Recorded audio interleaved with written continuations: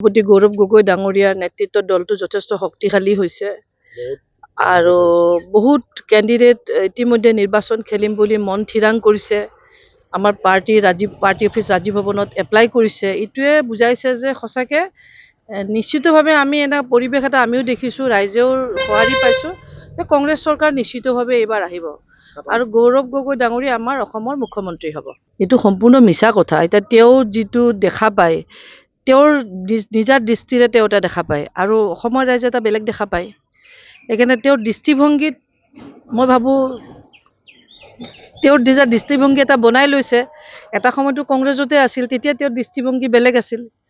আজি বিজেপি দলত যোৱাৰ কাৰণে তেওঁৰ দৃষ্টিভংগী সলনি হৈছে। মই ভাবোঁ এইটো দৃষ্টিভংগীৰ পাৰ্থক্য। মইতো ক'লোৱে এইটো তেওঁৰহে বক্তব্য আৰু এইটো হৈছে দৃষ্টিভংগীৰ ডিফাৰেঞ্চ। তেওঁ যিটো আগত আছিল, কংগ্ৰেছত থাকোঁতে এটা সময়ত কৈছিল গুজৰাটত যে গুজৰাটৰ পাইপেদি মুছলমানৰ তেজ যায়, নহয় জানো? এতিয়া আজি তেওঁৰ দৃষ্টিভংগী বদলি গ'ল, সেইকাৰণে তেওঁ সলাই থাকিব। এইটো আমি এতিয়া আগলৈ বা আকৌ কি হয় সেইটোও নাজানো নহয়। সেইকাৰণে সেইটোক আমি ভক্ষেপ নকৰোঁ। তেওঁ নিজৰ মুখ্যমন্ত্ৰী চকীৰ কাৰণে চিন্তা কৰিছে, তেওঁ কৈছে। আমি আমাৰ চিন্তা কৰিছোঁ, আমি আমাৰ কাম কৰি গৈছোঁ। আমাৰ সভাপতি গৌৰৱ গগৈ ডাঙৰীয়াই কৈছে যে আমি ঘৰে ঘৰে যাব লাগে, মানুহৰ লগত কানেকশ্যন কৰিব লাগে, বিজেপিৰ বিফলতাবিলাক মানুহৰ লগত দাঙি ধৰিব লাগে। সেই হিচাপে মই আজি আহিছোঁ। আজি আমাৰ হাজো শুৱালকুছি সমষ্টিৰ কেইবাখনো গাঁৱত গ'লোঁ, গৈ মানুহৰ লগত ইণ্টাৰেকশ্যন কৰিছোঁ, কথা পাতিছোঁ। মানুহৰ পৰা আমি তেওঁলোকৰ মতামতটো লৈছোঁ যে কেনেধৰণৰ তেওঁলোকৰ চিন্তাধাৰাবিলাক।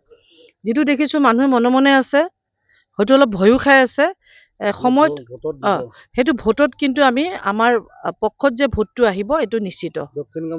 সেইটো অতিকে ঘৃণনীয় আৰু অতিকে নিন্দনীয় কাৰ্য হৈছে।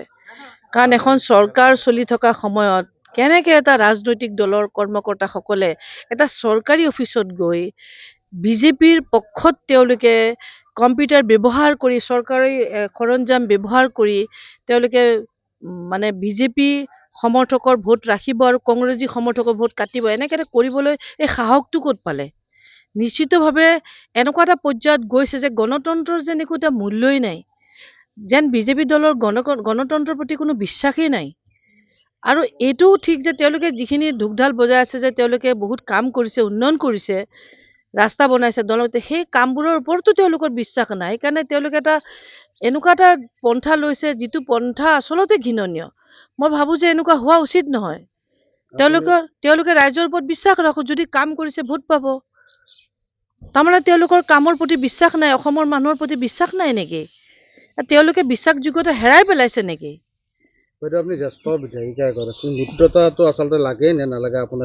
মিত্ৰতা হ'ব, মিত্ৰতা নিশ্চিতভাৱে হ'ব।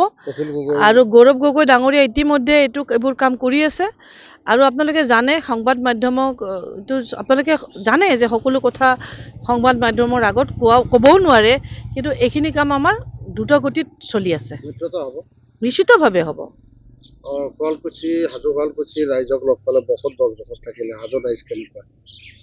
যিখিনি মই ঘূৰি আছোঁ মোৰ খুব ভালেই লাগিছে, কাৰণ বস্ত্ৰ নগৰী শুৱালকুছিত মানুহৰ লগত কথা পাতিলোঁ আৰু পবিত্ৰ তীৰ্থস্থান হয়গ্ৰীৱ মাধৱ আৰু পুৱামক্কাৰ যিখিনি মানুহ আছে, আমাৰ ভক্তগণ ৰাইজ আছে, পাব্লিক আছে, কথা পাতিছোঁ। আমাৰ কাঁহ পিতলৰ যিখিনি আমাৰ ইয়াতে ইণ্ডাষ্ট্ৰী আছে বা তেওঁলোকৰ লগতো কথা পাতিছোঁ। মই দেখিছোঁ যে ইয়াত যথেষ্টখিনি উন্নয়ন কৰিব পৰা থল আছে, ৰাস্তা আছে, বহুত কাম আছে ইয়াতে কৰিব পৰা যায়।